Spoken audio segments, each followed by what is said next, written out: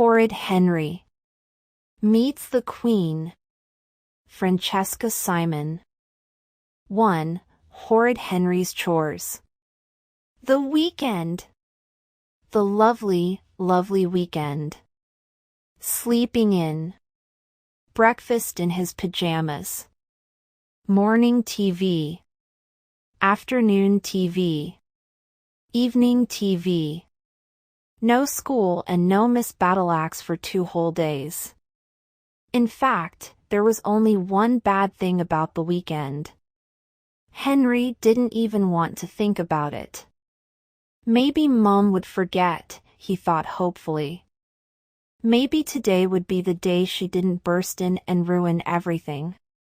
Horrid Henry settled down in the comfy black chair and switched on his new favorite TV show, Hog House, where teenagers competed to see whose room was the most disgusting. Henry couldn't wait till he was a terrible teen too. His bedroom would surely beat anything ever seen on Hog House. Ew, squealed Horrid Henry happily, as Filthy Phil showed off what he kept under his bed.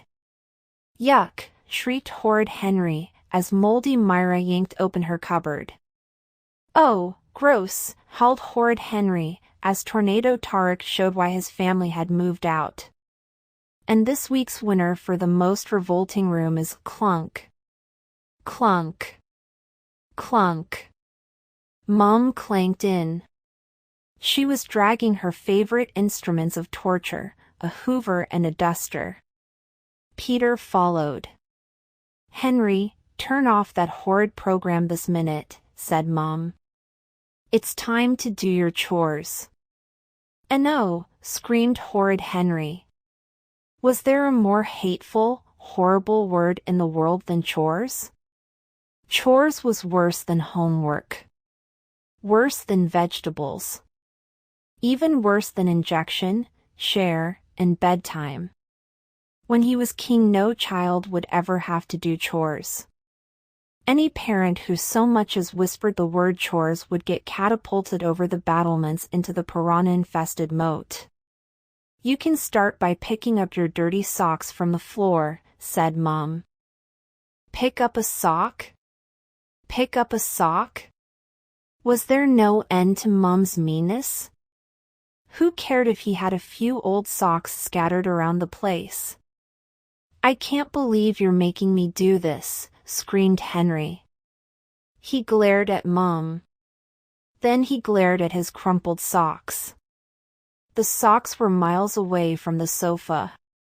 He'd pick them up later. Much later. Henry, your turn to hoover the sitting room, said Mom. Peter, your turn to dust. No, howled Horrid Henry. I'm allergic to hoovers. Mom ignored him. Then empty the bins and put the dirty clothes into the washing machine. And make sure you separate the whites from the coloreds. Henry didn't move. It will only take 15 minutes, said Mom. It's not fair, wailed Henry. I hoovered last week. No, you didn't, I did, said Peter. I did, screamed Henry. Liar! Liar! Can't I do it later? Said Horrid Henry. Later had such a happy way of turning into never. No spells no, said Mom. Peter started dusting the TV. Stop it, said Henry. I'm watching. I'm dusting, said Peter. Out of my way, worm, hissed Horrid Henry. Mom marched over and switched off the TV. No TV until you do your chores, Henry. Everyone has to pitch in and help in this family. Horrid Henry was outraged. Why should he help around the house? That was his lazy parents' job. Didn't he work hard enough already, heaving his heavy bones to school every day? And all the schoolwork he did. It was amazing, thought Horrid Henry, as he lay kicking and screaming on the sofa, that he was still alive. I won't. I'm not your slave. Henry, it's not fair if Mom and Dad do all the housework, said Perfect Peter. That seemed fair to Henry. Quite right, Peter, said Mom, beaming. What a lovely, thoughtful boy you are. Shut up, Peter, screamed Henry. Don't be horrid, Henry, screamed Mom. No TV and no pocket money until you do your chores, said Dad, running in. Henry stopped screaming. No pocket money. No TV. I don't need any pocket money, shrieked Henry. Fine, said Mom. Wait, what was he saying? Of course he needed pocket money. How else would he buy sweets? And he'd die if he couldn't watch TV. I'm calling the police, said Horrid Henry. They'll come and arrest you for child cruelty. Finished, sang out Perfect Peter. I've done all my chores, he added. Can I have my pocket money, please? Of course you can, said Mom. She handed Peter a shiny 50p piece. Horrid Henry glared at Peter. Could that ugly toad get any uglier? All right, snarled Henry. I'll hoover. And out of my way, frog face, or I'll hoover you up. Mom, wailed Peter. Henry's trying to hoover me. Just do your chores, Henry, said Mom. She felt tired. You could have done all your chores in the time you spent arguing, said Dad. He felt tired, too. Henry slammed the sitting room door behind his mean, horrible parents. He looked at the hoover with loathing. Why didn't that stupid machine just hoover by itself? A robot hoover, that's what he needed. Henry switched it on. Vroom! Vroom! Hoover, Hoover, ordered Henry.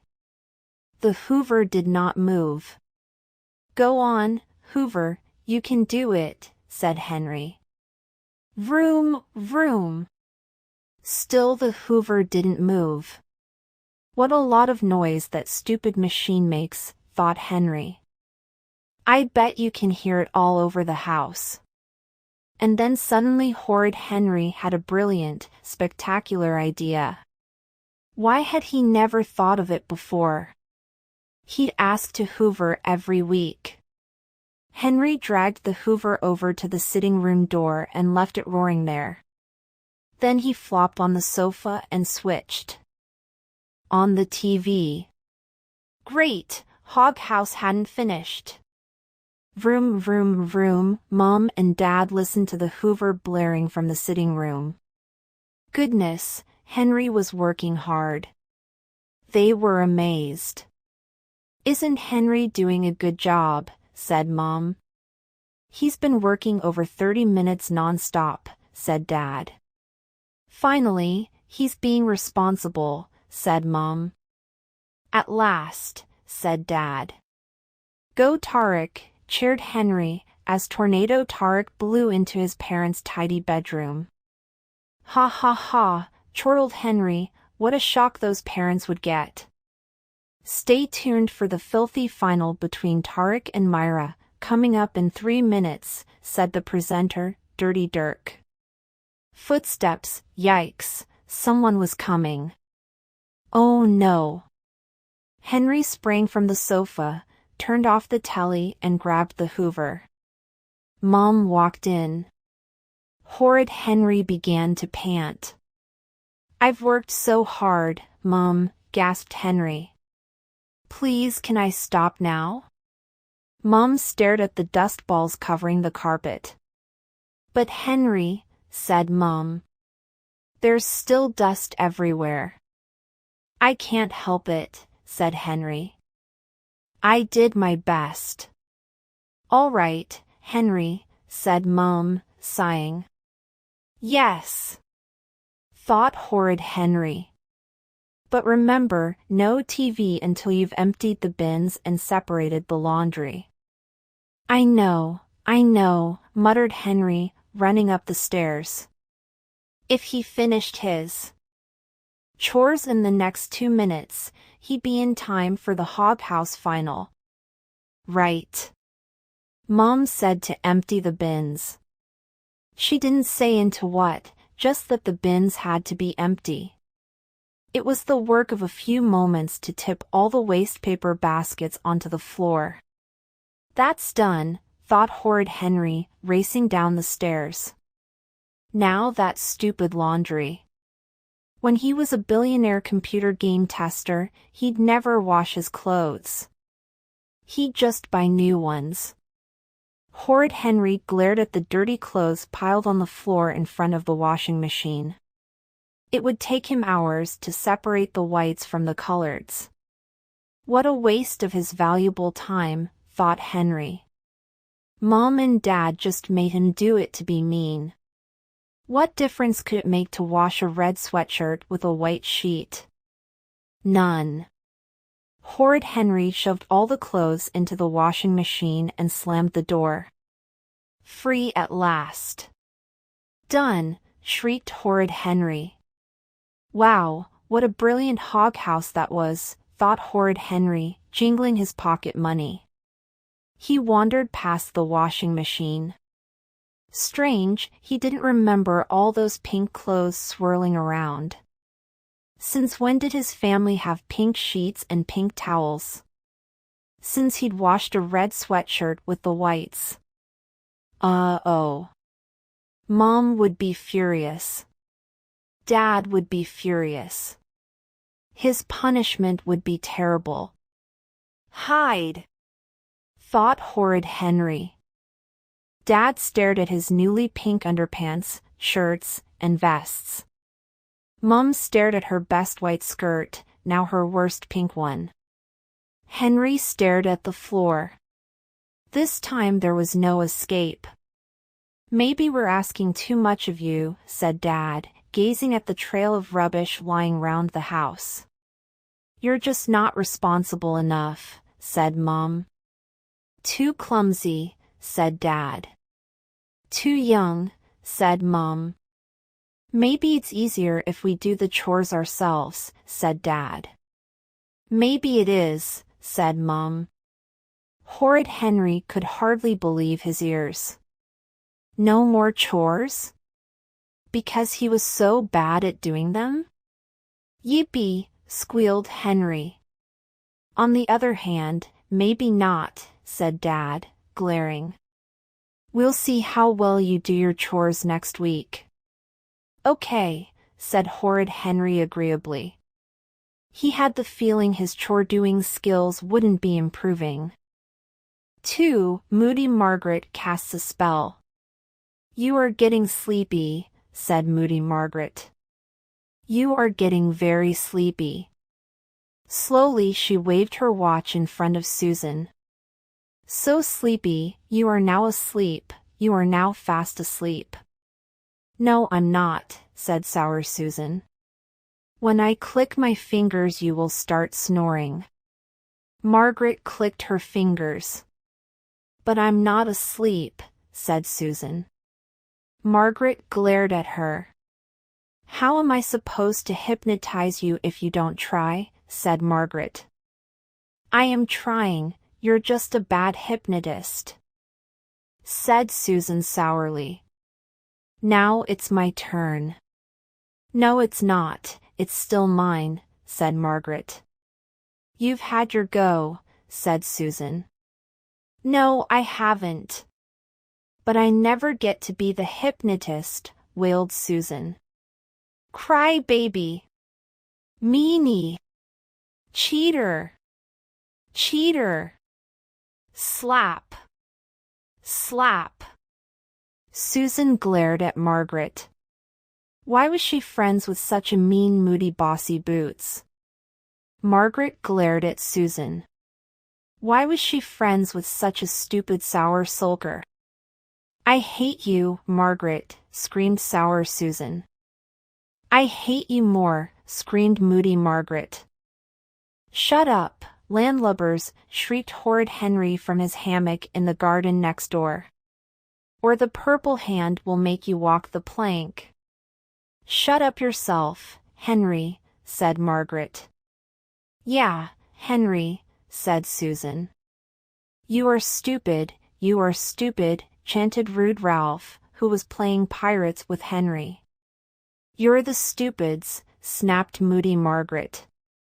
Now leave us alone, we're busy. Henry, can I play pirates with you? Asked Perfect Peter, wandering out from the house. No, you puny prawn, screamed Captain Hook.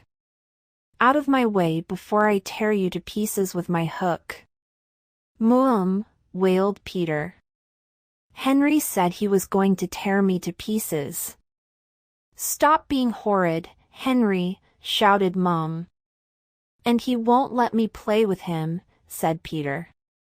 Can't you be nice to your brother for once? Said Dad. No, thought Horrid Henry. Why should he be nice to that telltale brat? Horrid Henry did not want to play pirates with Peter. Peter was the world's worst pirate. He couldn't sword fight. He couldn't swashbuckle. He couldn't remember pirate curses. All he could do was whine. Okay, Peter, you're the prisoner. Wait in the fort, said Henry. But I'm always the prisoner, said Peter. Henry glared at him. Do you want to play or don't you? Yes, Captain, said Peter. He crawled into the lair of the purple hand. Being prisoner was better than nothing, he supposed. He just hoped he wouldn't have to wait too long. Let's get out of here quick, Henry whispered to rude Ralph. I've got a great idea for playing a trick on Margaret and Susan. He whispered to Ralph. Ralph grinned. Horrid Henry hoisted himself onto the low brick wall between his garden and Margaret's. Moody Margaret was still waving her watch at Susan. Unfortunately, Susan had her back turned and her arms folded. Go away, Henry, ordered Margaret. Yeah, Henry, said Susan. No, boys. Are you being hypnotists? Said Henry. Margaret's trying to hypnotize me, only she can't 'cause she's a rubbish hypnotist, said Susan. That's your fault, said Margaret, glaring. Of course you can't hypnotize her, said Henry. You're doing it all wrong. And what would you know about that? Asked Margaret. Because, said Horrid Henry, I am a master hypnotist. Moody Margaret laughed. He is too a master hypnotist, said Ralph. He hypnotizes me all the time. Oh yeah, said Margaret. Yeah, said Henry.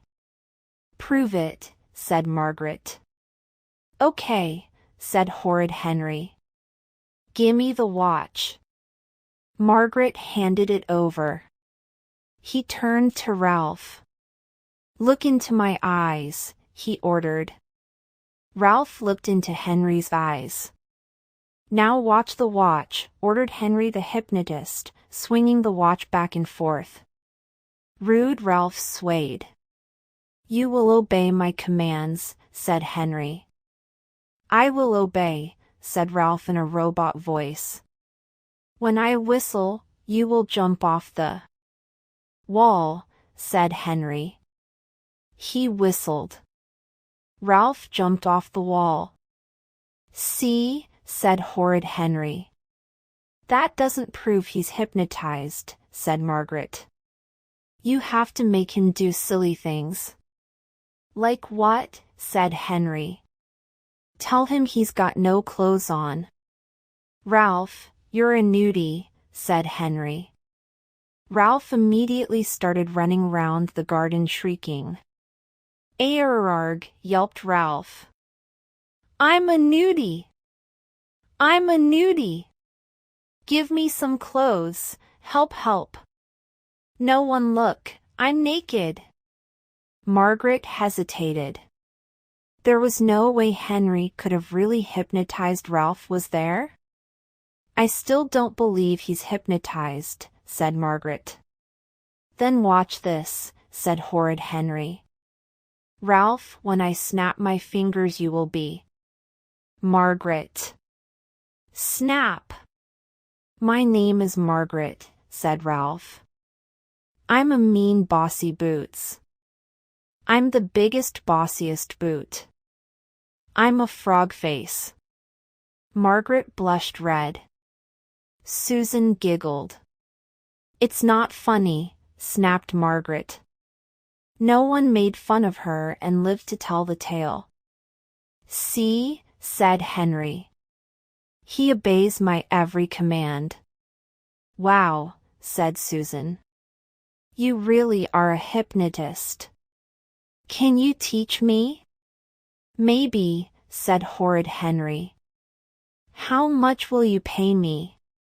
He's just a big faker, said Margaret. She stuck her nose in the air. If you're such a great hypnotist, then hypnotize me. Oops. Now he was trapped. Margaret was trying to spoil his trick. Well, no way would he let her. Horrid Henry remembered who he was. The boy who got Miss Battleaxe sent to the head. The boy who terrified the bogey babysitter. The boy who tricked the tooth fairy. He could hypnotize Margaret any day. Sure, he said, waving the watch in front of Margaret. You are getting sleepy, droned Henry. You are getting very sleepy. When I snap my fingers you will obey my every command. Henry snapped his fingers. Margaret glared at him. Well, said Moody Margaret. Don't you know anything? Said Horrid Henry. He thought fast. That was just the beginning bit. I will complete part 2 once I have freed Ralph from my power. Ralph, repeat after me, I am sellotape. I am sellotape, said rude Ralph.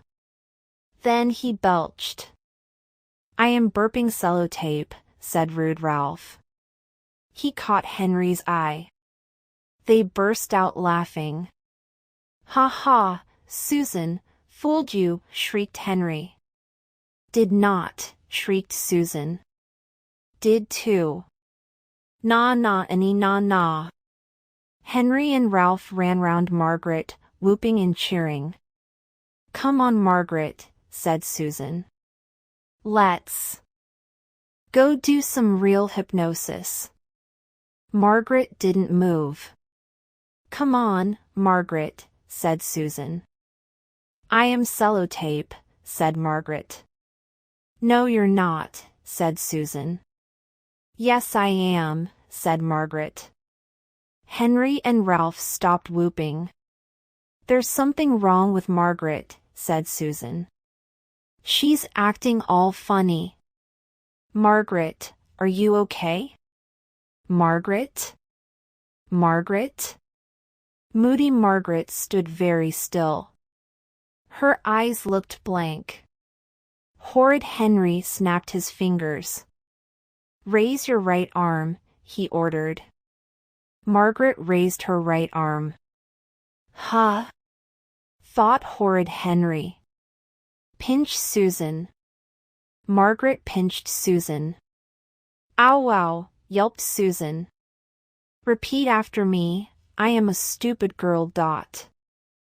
I am a stupid girl, said Margaret.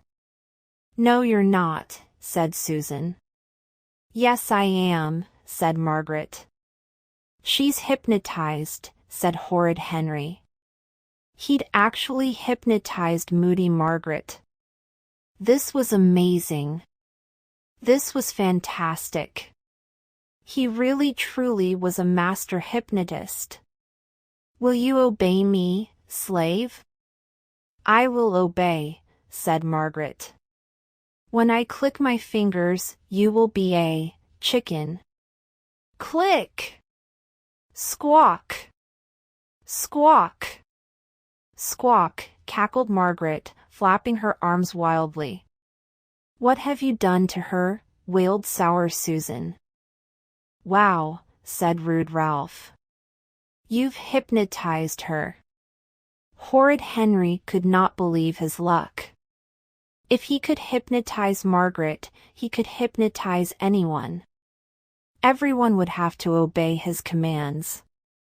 He would be master of the world. The universe. Everything. Henry could see it now. Henry, 10 out of 10, Miss Battleaxe would say.